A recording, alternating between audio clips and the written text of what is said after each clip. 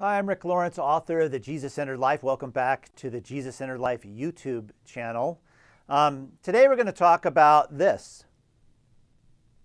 Bet you've seen that before.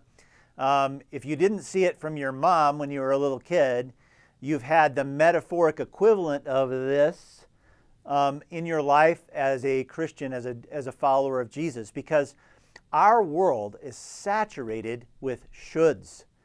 Shoulds are the kind of finger-wagging leverage that we default to when something's really important to us and we want somebody to change or grow or embrace something and we can't get them to do it. We use the leverage of the finger wag to get them to do it. Here's what I mean. I want to read you a little Facebook post that a pastor back on the East Coast posted on his church's website.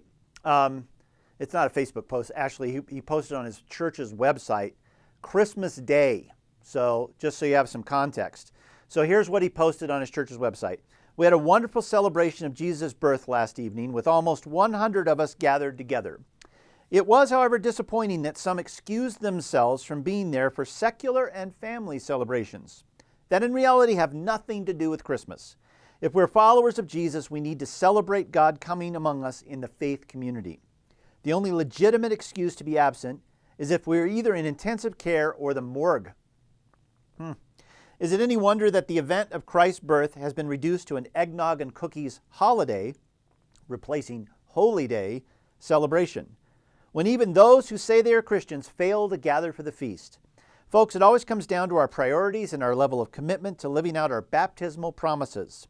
And baptismal promises is capitalized. If you made the wrong choice this Christmas, reflect deeply on how you can change it and why you should. Jesus is God's love in the flesh, and the only response he seeks from us is for us to return that love.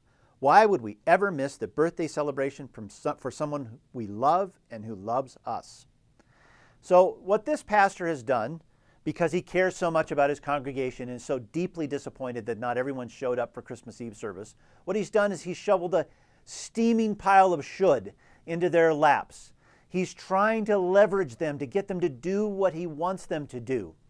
It's the equivalent of, for me, I didn't get married till I was 29, and I'd had two kind of broken engagements, and my parents were a little worried about whether I was ever going to get married. What if they had just showed up at my apartment unannounced with this girl I sort of kind of knew in college and said, hey, we were in town, we know this girl, we've come to know her pretty well, we think she'd be great for you. Hey, while we're in town, why don't you get married to her?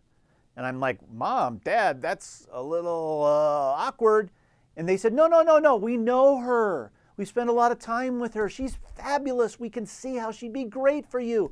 Why don't you two get married this weekend? Well, of course, we recoil from this. We don't want to be shoulded into any intimate relationship. It's just not right.